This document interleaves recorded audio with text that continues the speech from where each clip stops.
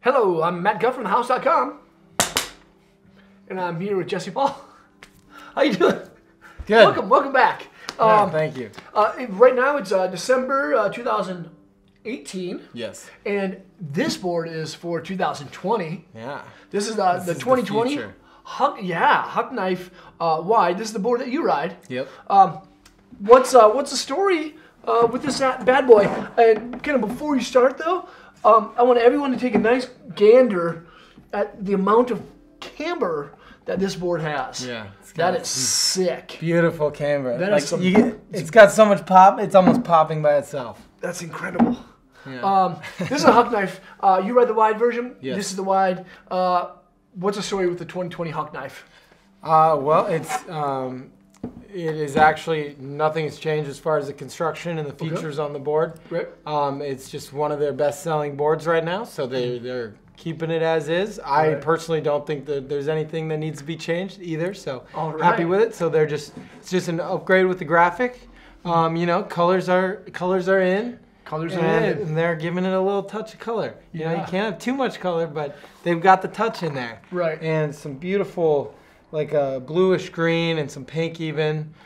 Just really clean graphics, going with the same look that they've been going with for a couple years, which is just really solid, really clean with the touch of color, and I think it's beautiful. Right. I like that they do a white tail, black nose, because then you could do inverse die cuts. Yeah, I right? love it. That's what I'm all about. I got got the white stickers on that side, black stickers on this side, and I also really like the whole it almost looks like Pantone.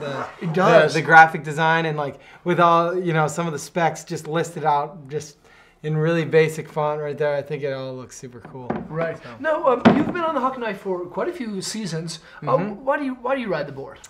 It's just, for me, it's the best park board that I've ever experienced. It's got the perfect amount of flex where it's soft and I can really press into it if I want to, but it's camber and it's got pop. It's got a lot of camber like we were saying, and I just love the construction of the board. It's a little thicker in the middle, a little thinner on the inside of the bindings, so it flexes at a really nice point where you can still have your foot down on the rail. But it's lifted up right there, so you're staying in control, and it builds up a lot of pressure, and you can pop right out. So just really, really intuitive feeling board. It's packed with features, but it doesn't feel like that on snow. It's got a really uniform feeling flex, unless you're really getting in there on a rail, like I was saying. And yeah, it's got equal rad side cut, which is great for turning. The thing can go fast and can turn like nothing else. Right. And center base too, right? Center base is fast. It can take a beating. It actually is the strongest board that I've ever ridden. I almost never break these things, which is surprising because I beat up my boards. I'm not afraid to beat them up, and this thing takes the cake for that. So. Right. Yeah, it's funny because we'll talk about a board at the beginning of the season. I'll see you riding a deck, and then I'll see you a couple months later, and you're riding the same board. Yeah. How do you do that? It's funny because over time, as you get really used to the tricks that you like to do, and you just get used to, I've learned how to fall and how to beat up my board without beating it up that it's gonna damage it. I almost never hit my edge on a rail because I've trained myself not to. Because as soon as I get a smash in the edge of my board, it's game over. It doesn't turn the same, and I hate the feeling. So I avoid that at all costs. Sometimes maybe I even put my body in place, but also, it's just, like I said, it's a solid board. You can smash this thing right in the middle, straight to the flat of a down, flat down. And since it's got the thicker center, it's not going to break. I've never broken this board in the middle. And it just seems to handle my weight really well. Right. And yeah, I think that the softer flex that it has also, I know some boards that are a little bit on the stiffer side, if you're really going to be beating them up and pressing them, they can kind of reach this breaking point, where this one, it seems like I can press it as hard as I want, and it just keeps flexing and flexing and flexing. So. Right.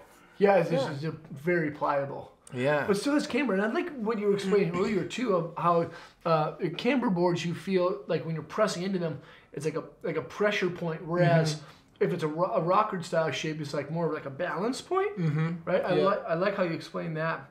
And I think the Huck Knife is kind of like a board. It's kind of like a sleeper car. Like a sleeper car is like a car that's super fast and has a lot of performance, but doesn't look like it. You know what I mean? Yeah, absolutely. Like, it's kind of, the Huck Knife is kind of like a sleeper car. There's lots of tack. There's stuff. There's stuff in the sidewalls. There's a center base, but it doesn't look like there's a lot of bells and whistles to it. It has really nice shaping to it. Yeah, it's not really trying to be anything more than it is. Right. It's kind of a flagship board as far as features go for a park board. But yeah, it's not. It's got a really nice, clean look, and it doesn't look like some crazy piece of technology until you start to really look close. And you're like, oh, whoa, it is thicker there. Or you look down the edge, and you're like, oh, yeah, there are all these angles in it, but it doesn't, at first glance, and like I said, the feel of it doesn't feel like that at all. They just have it dialed in. Cool. Yeah. Cool. A lot of the features that are in this board are actually just future generations of features that Salomon has iterated on for a long time, and it's packed with all the features that they've seen work really well. So cool. Yeah. And it's great because I see a lot of kids that ride this around here. And I have a feeling that you've had an influence on like younger generation of rail and jibbers and park riders, and they're gravitating towards this board because of its performance and the ability to kind of withstand the torture that you give it. Like they look up to you and go, if Jesse Paul beats the crap out of his Huck Knife, I want one of those because my mom and dad aren't going to buy me 2-3 boards every season. Like I just want one that's going to last multiple seasons and it's going to be awesome in the park. Yeah, definitely. It's not as cheap as some other park boards, obviously, but I think it really shows through. Like it'll last longer than those lower end boards, and the performance out of it is unparalleled. So and it looks cool. It looks great. It looks cool. Yeah. Awesome. Jesse, thanks for being here, man. Yeah, of course. Cool. You're welcome. Thank you guys for watching. Again, this is the 2020, brand new for the 2020 season. We're filming this really early. Yeah. So we kind of got to keep it hidden on our YouTube channel until hopefully fall Salomon of doesn't get next mad at me. year. Awesome. Thank you guys for watching. Jesse, thanks again for being here. Yeah, of course. Cool. Leave a comment or a question. Let us know what you think of the Huck Knife for 2020. Subscribe to the channel there. Check out more vids there. And hopefully see you on snow. Peace.